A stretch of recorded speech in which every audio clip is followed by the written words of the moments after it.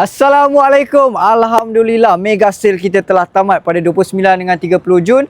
Alhamdulillah hari ini 13 unit terjual. Alhamdulillah, terima kasih banyak tuan-tuan yang support saya, support Ride Motoring. So tuan-tuan, the best part is kita extend lagi 2 hari tuan-tuan. Pada 1 dan 2 hari bulan Julai, kita akan bagi free tinted, free service dan juga harga goncang sampai jadi tuan-tuan. Tuan-tuan sebut nak harga apa, kita akan bagi tuan-tuan. Okey, tetapi poin di hari ni, saya ada 10 unit lagi yang baru masuk. Memang tip top. Harga memang macam pisang goreng panas tuan-tuan. Macam saya cakap, saya clear barang ni sebab ada 30 unit nak masuk dalam minggu ni tuan-tuan. So, saya nak kasih clear. Yang ini F30 330E M Sport 2017.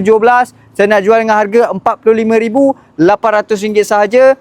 Yang ini stok saya dah bagi tahu, saya buka 33, saya buang lagi harga RM31,800. Yang ini mana cari W204, yang ini nanti boleh adjust, yang ini RM19,000 saja tuan-tuan.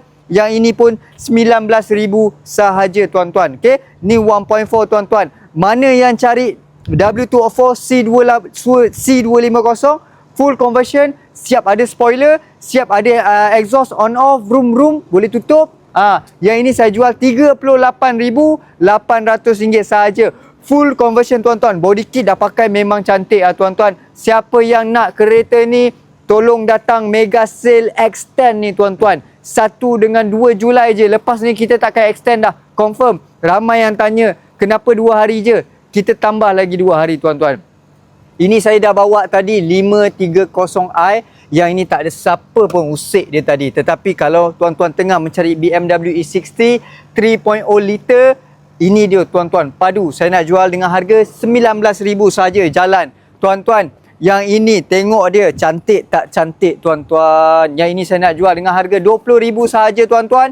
Yang ini saya nak jual dengan harga RM43,000 jalan tuan-tuan. Okey, X6, mana yang nak X6? Yang ini RM25,000 jalan tuan-tuan. Saya banyak lagi kereta E-Class ni. E-Class dekat saya ada 17 unit lagi. Tuan-tuan datang je. Saya nak bagi harga murah-murah. Yang ni tuan-tuan bagi saya 33 jalan tuan-tuan. Okey. Saya pelbagai banyak kereta yang baru masuk. Besok ada 10 biji lagi kereta yang akan turun daripada trailer. Ada 2 trailer yang akan datang di Ride Motoring. Kalau tuan-tuan bertuah akan dapat kereta misteri apa yang kita tak tahu nak bawa turun lagi. Harga macam mana, tuan-tuan terus datang dekat Ride Motoring. 1 dan 2 Julai saja. Kita takkan extend dah. Okey, ramai permintaan, kita akan bagi chance 2 kali. Yang ni baru pembukaan bulan, kita nak kasih clear saja. Apa-apa cari saya, Haris. Assalamualaikum.